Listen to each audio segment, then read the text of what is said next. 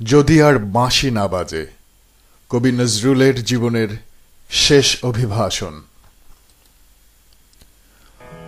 বন্ধুগণ, আপনারা যে সওগাত আজ হাতে তুলে দিলেন, আমি তা মাথায় তুলে নিলুম। আমার সকল তনু মন প্রাণ আজ বীণার মতো বেজে উঠেছে। তাতে শুধু একটি মাত্র সুর ধ্বনিত হয়ে উঠেছে, আমি ধন্য হলুম, আমি ধন্য হলুম। আমায় অভিনন্দিত আপনারা সেই দিনই করেছেন যেদিন আমার লেখা আপনাদের ভালো লেগেছে। বিংশ শতাব্দীর অসম্ভবের সম্ভাবনার যুগে আমি জন্মগ্রহণ করেছি। এরই অভিযান সেনা দলের তুর্য বাদকের একজন আমি। এই হোক আমার সবচেয়ে বড় পরিচয়। আমি এই দেশে, এই সমাজে জন্মেছি বলে শুধু এই দেশেরই, এই সমাজেরই নই, আমি সকল দেশের, সকল মানুষের।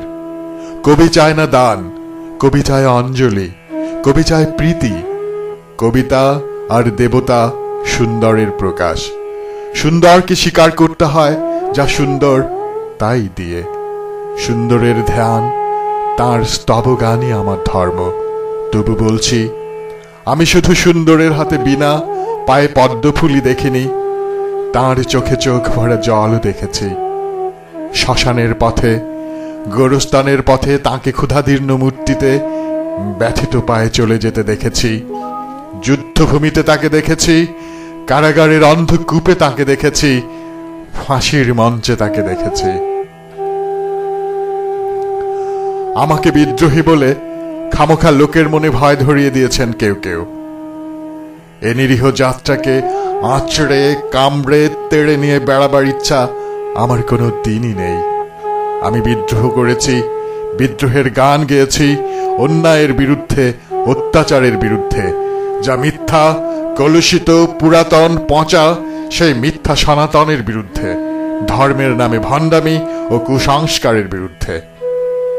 কেউ বলেন আমার বাণী জবন, কেউ বলেন কাফের। আমি বলি ও দুটোর কোনোটাই নয়।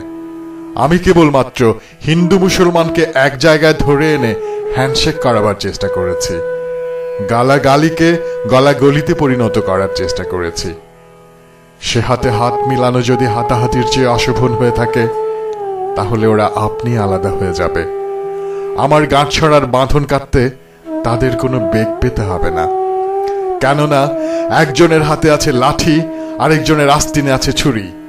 হিন্দু মুসলমানের দিন রাত হানাহানি, জাতিতে জাতিতে বিদ্বেষ, যুদ্ধ বিগ্রহ, মানুষের জীবনে একদিকে কঠোর দারিদ্র্য, ঋণ, অভাব, অন্যদিকে লোভী অসুরের যক্ষের ব্যাংকে কোটি কোটি টাকা পাষাণ স্তূপের মতো জমা হয়ে আছে। এই অসাম্য ভেদ জ্ঞান দূর করতেই আমি এসেছিলাম।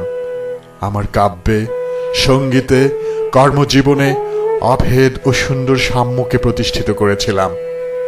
আমি যশ চাই না, খ্যাতি চাই না, প্রতিষ্ঠা চাই না, নেতৃত্ব চাই না। জীবন আমার যত দুঃখময়ই হোক, আনন্দের গান, বেদনার গান গেয়ে যাব আমি। দিয়ে যাব নিজেকে নিঃশেষ করে সকলের মাঝে বিলিয়ে। সকলের বাঁচার মাঝে থাকবো আমি বেঁচে।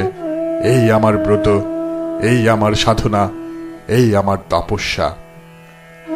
রবীন্দ্রনাথ আমায় প্রায়ই বলতেন, দেখ উন্মাদ, তোর জীবনে শেলির মতো, কিটসের মতো খুব বড় একটা ট্র্যাজেডি আছে, তুই প্রস্তুত হ। জীবনে সেই ট্র্যাজেডি দেখবার জন্য আমি কত অকারণে অন্যের জীবনকে অশ্রুর বরসায় আচ্ছন্ন করে দিয়েছি। কিন্তু আমারই জীবন রয়ে গেল বিশুষ্ক মরুভূমির মতো দগ্ধ। মেঘের ঊর্ধ্বে শূন্যের মতো, কেবল হাসি, কেবল গান, কেবল বিদ্রোহ। আমার বেশ মনে পড়ছে একদিন আমার জীবনের মহা অনুভূতির কথা। আমার ছেলে মারা গেছে। আমার মন তীব্র পুত্রশোকে যখন ভেঙে পড়ছে, ঠিক সেই দিনই, সেই সময়ে আমার বাড়িতে হাসনাহেনা ফুটেছে। আমি প্রাণ ভরে সেই হাসনাহেনার গন্ধ উপভোগ করেছিলাম। আমার কাব্য, আমার গান, আমার জীবনের সেই অভিজ্ঞতার মধ্য হতে জন্ম নিয়েছে। যদি কোনোদিন আপনাদের প্রেমের প্রবল টানে আমাকে আমার একাকিত্বের পরম শূন্য থেকে অসময়ে নামতে হয়, তাহলে সেদিন আমায় মনে করবেন না আমি সেই নজরুল অনেক দিন আগে মৃত্যুর খিড়কির দুয়ার দিয়ে পালিয়ে গেছে। মনে করবেন পূর্ণত্বের তৃষ্ণা নিয়ে একটি অশান্ত তরুণ এই ধরা এসেছিল। অপূর্ণতার বেদনায় তারই বিগত আত্মা যেন স্বপ্নে আপনাদের মাঝে কেঁদে গেল। যদি আর বাঁশি না বাজে, আমি কবি বলে বলছি না, আমি আপনাদের ভালোবাসা পেয়েছিলাম, সেই অধিকারে বলছি, আমায় আপনারা ক্ষমা করবেন, আমায় ভুলে যাবেন।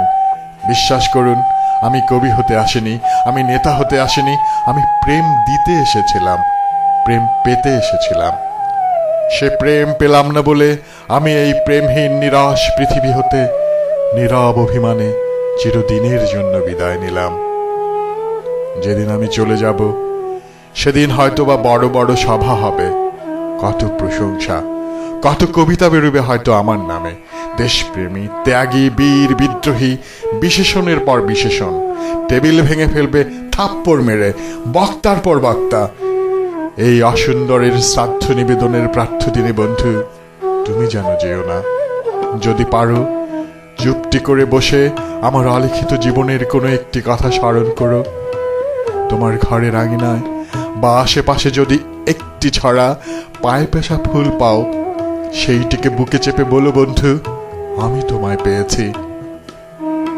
তোমাদের পানে চাহিয়া বন্ধু আর আমি জাগিব না, কোলাহল করে সারাদিন মান কারো ধ্যান ভাঙিব না।